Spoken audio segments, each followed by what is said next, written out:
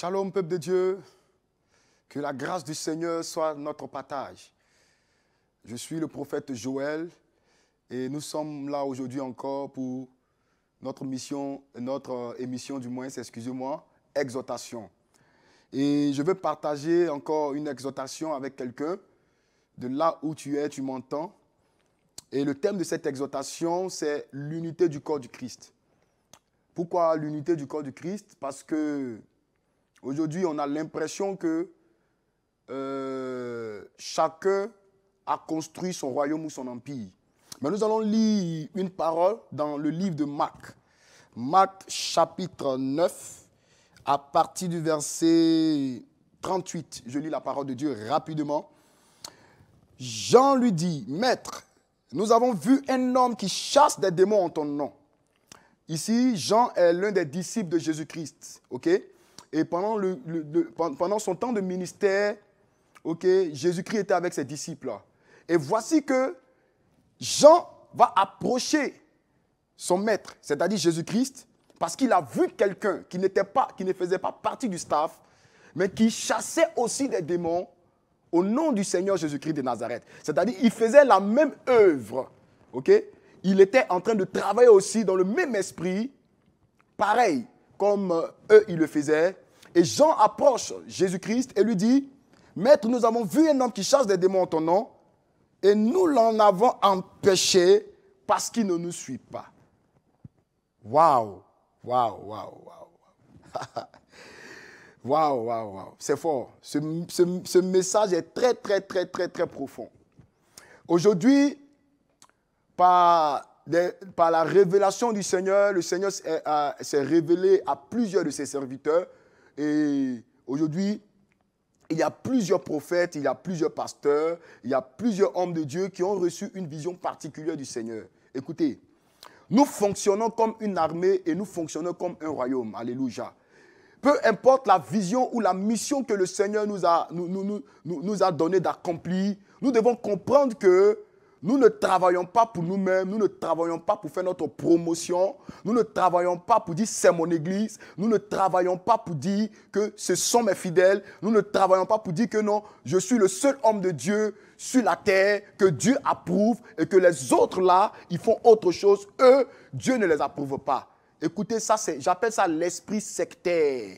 Vous comprenez? C'est-à-dire que vous devenez un secte. C'est-à-dire vous avez un esprit carré. Vous avez un esprit arrêté. Vous avez un esprit qui combat le royaume. Dans le royaume, il y a plusieurs serviteurs. Dans le royaume de Dieu, il y a plusieurs serviteurs qui sont en différents postes, mais qui opèrent tous dans le même but, c'est-à-dire celui de faire avancer le royaume de Dieu. Regardez, je vais vous prendre un exemple terre à terre. Vous savez, je suis en France, je vais prendre un exemple terre à terre ici en France. Dans l'armée française, je dirais même dans les forces armées, dans les forces armées de la nation française, il y a les militaires, il y a les gendarmes, il y a les policiers, et ainsi de suite, n'est-ce pas? Mais tous font partie du corps, tous font partie du corps, mais chacun a un travail bien défini. Et c'est pareil pour l'Église, c'est pareil pour le corps du Christ. Mon frère, ma soeur, homme de Dieu, ce n'est pas parce que tu as reçu une vision du Seigneur que les autres hommes de Dieu n'ont pas aussi reçu la vision du Seigneur. Ce n'est pas parce que tel homme de Dieu n'opère pas dans la dimension dans laquelle toi tu opères qu'il est bizarre ou bien qu'il n'est pas reconnu par le royaume. Tu ne détiens pas, mon frère, ma soeur, tu ne détiens pas, le détecteur qui dit que celui-là, il ne fait pas partie du royaume ou celui-là, non, il ne doit pas, comment on appelle ça? Celui-là, il ne travaille pas dans l'avancement du royaume de Dieu. Tout ça est en train de nous mettre en retard. Aujourd'hui, la compétition est rentrée aujourd'hui à cause du fait que on s'est mis à part. On dit c'est mon église, c'est mon église, c'est mon église, c'est mon église. Et ça fait que la méfiance est installée aujourd'hui dans le corps du Christ. Quand telle personne a une grâce particulière, on ne veut pas reconnaître, mais au contraire, on dit non, mais ça, ce n'est pas du Seigneur Jésus-Christ de Nazareth. Et c'est ce que l'apôtre Jean a voulu faire comprendre au Seigneur Jésus. Mais regardez ce que Jésus va lui dire. Il dit, ne l'en empêchez pas, répondit Jésus, car il n'est personne qui, faisant un miracle en mon nom, puisse aussitôt après parler mal de moi. Et quiconque, excusez-moi, au verset 40 du moins, qui n'est pas contre nous, est pour nous. C'est-à-dire celui qui n'est pas contre nous, il est pour nous. Cher homme de Dieu, cher chrétien, peut-être que ton pasteur t'a dit que l'autre pasteur qui est à côté là-bas, il n'est pas le pasteur qui a la vérité. Et que lui, il est le seul pasteur. J'ai été dans des églises où même, c'est-à-dire les fidèles disent que leur pasteur, leur daddy, il est le seul, il est l'unique. Waouh, waouh, waouh, waouh, waouh, waouh, waouh. Waouh, waouh, waouh, waouh. Vraiment, il faudrait que nous quittons dans ce temps, dans cette mentalité. Il faudrait que ça change. Et ça doit changer. Parce qu'il doit avoir l'unité dans le corps du Christ. Nous sommes tous les membres des uns des autres.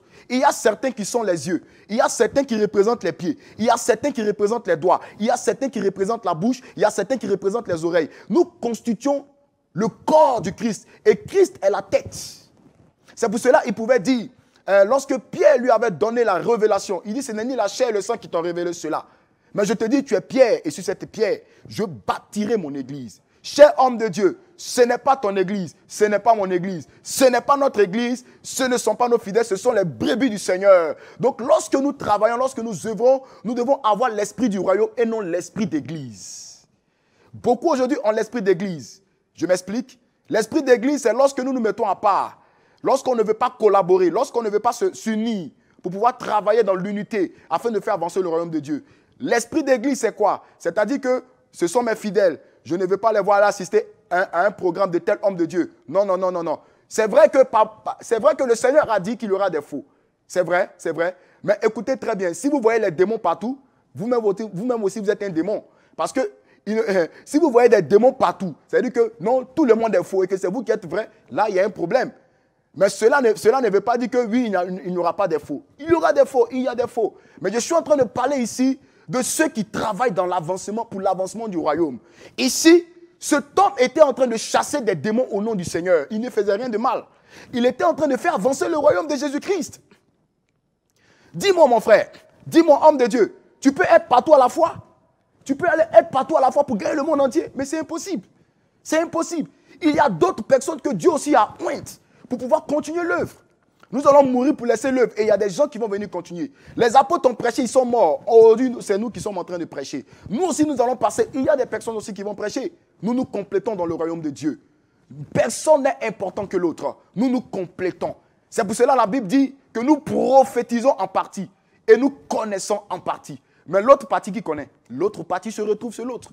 La seule personne qui connaît d'une manière absolue, la seule personne qui connaît, qui a la connaissance parfaite, qui a, comment on appelle ça, qui prophétise, qui a la prophétie parfaite, c'est la personne de Jésus-Christ. La Bible dit qu'il était rempli de l'Esprit sans mesure. Il avait tous les dons. Il était rempli de la plénitude de la divinité. C'est lui seul. Lui seul. Mais écoutez, malgré la plénitude de la divinité qui était en lui, Jésus a eu besoin de 12 personnes. Waouh! Jésus a eu besoin de 12 personnes pour travailler avec eux. Pas qu'il ne pouvait pas le faire. Il était Dieu. Il pouvait le faire seul. Il pouvait le faire seul. Mais il était Dieu dans un corps humain. Est-ce que vous comprenez? Tout simplement pour nous montrer l'exemple à nous, hommes de Dieu, à nous, chrétiens, pour dire que nous avons besoin des uns des autres. Et le même esprit d'unité a continué lorsqu'il était parti. Il a dit à ses disciples, il dit, aimez-vous les uns les autres. Supportez-vous les uns les autres. Priez les uns pour les autres. Ce n'est pas parce qu'un homme de Dieu, tel ou tel, a reçu une vision qu'il est en train de travailler dans une vision de réveil, que toi, tu vas te lever pour le combattre. Je le dis et je le répète. Tout chrétien ou tout homme de Dieu qui combat un fils de Dieu est un sorcier. Parce que le royaume de Satan même là, si le royaume de Satan est divisé contre lui-même, c'est que le royaume de Satan ne peut subsister. Un royaume qui s'attaque lui-même, il y a problème. Alors, nous devons bannir l'esprit sectaire de nos églises. Nous devons arrêter les préjugés. Nous devons arrêter, bien aimé, de nous croire supérieurs ou de nous croire importants, d'avoir le monopole de l'évangile. Ici en France, cet esprit-là fatigue beaucoup d'hommes de Dieu. Plusieurs aujourd'hui, c'est mon église, c'est mon église, c'est mon église. Et on refuse de collaborer, on refuse de soutenir. J'ai eu à collaborer avec plusieurs hommes de Dieu, ayant le même esprit. J'ai toujours cru au ministère des autres. J'ai toujours voulu être impacté par le ministère de tel ou tel homme de Dieu qui travaille pour l'avancement du royaume. Et je vous dis ici, la chaîne OETV, oui, le leader de cette chaîne, l'homme de Dieu à qui Dieu a donné la vision est un homme authentique, est un homme de réveil. Et lorsque le jour, j'ai suivi l'une de ses vidéos, lorsque je me suis connecté à leur page, écoutez, ben dis donc, mais j'ai été impacté. J'ai été impacté parce que j'ai dit, waouh, voici un autre aussi qui fait avancer le royaume, gloire à Dieu. C'est ce que nous devons dire. Nous devons plutôt bénir Dieu de ce qu'il est en train de chasser les démons, même si moi je ne suis pas là-bas, que je ne le fais pas. Mais pourquoi aujourd'hui cette jalousie?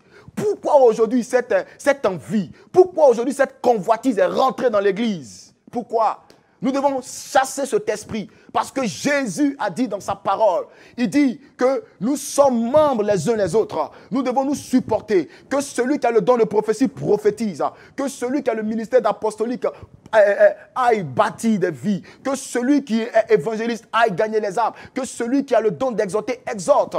C'est ce que le Seigneur nous recommande. Mais tout cela, nous travaillons dans un même but pour atteindre un objectif. Pour atteindre un objectif, celui de faire avancer le royaume. Au paradis, le Seigneur ne dira pas, puisque tu es de telle église, tu es de la mission temps, la mission élévation, alors passe à ma droite. Et comme toi, tu es de l'église, église, bénédiction, passe à ma gauche. Le Seigneur ne dira pas ça. Au ciel, il n'y a pas de titre là-bas. Au ciel, il n'y a pas de dénomination au ciel là. Nous formerons tous ce même corps. Alors, mon frère, ma soeur, arrête de détester l'autre. Arrête de juger l'autre. Arrête de regarder l'autre sous un mauvais œil. Si tu ne comprends pas quelque chose, prie le Seigneur, il va te révéler. Si tu vois qu'un homme de Dieu opère d'une manière bizarre, prie le Seigneur, que le Seigneur te révèle, le Seigneur va te révéler. Le Seigneur m'a plusieurs fois révélé la vie de certains hommes de Dieu. Il m'a dit, celui-là, c'est mon serviteur. Je suis resté tranquille. Ok? Et j'ai béni Dieu. Alléluia. J'ai béni le Seigneur. Et c'est pareil. Mais arrêtons d'avoir un esprit carré. Arrêtons d'avoir un esprit sectaire. Si tu ne connais pas quelque chose, même si quelqu'un, il n'est pas obligé d'être dans ton église, il n'est pas obligé d'être dans ta mission, il n'est pas obligé d'être avec toi, mais il opère aussi dans une autre dimension. Mais tout cela, le Seigneur nous demande d'être ensemble, de nous mettre ensemble, de ne pas nous combattre, parce qu'un royaume ne se combat pas lui-même. Alors, chassons l'esprit sectaire de nos églises, parce qu'en ces temps de la fin, le Seigneur a besoin d'une église unie, d'une église soudée, d'un corps uni, d'un corps soudé, parce que nous travaillons. Oui, nous travaillons tous dans le même royaume. Nous travaillons tous et nous avons tous un même but à atteindre. Alors, cher homme de Dieu, cher bishop, cher archibishop, cher major bishop, il est important que nous mettions ensemble afin de faire avancer le royaume, afin de préparer l'église pour le retour de Jésus-Christ de Nazareth. Arrêtons de juger, arrêtons de créer des barrières, arrêtons ça et chassons l'esprit sectaire. Celui qui n'est pas contre nous est pour nous. Et celui qui est avec nous n'est pas contre nous. Que Dieu nous bénisse, que la grâce de Dieu soit notre partage et que cette exhortation soit une bénédiction pour le corps du Christ. Shalom à vous.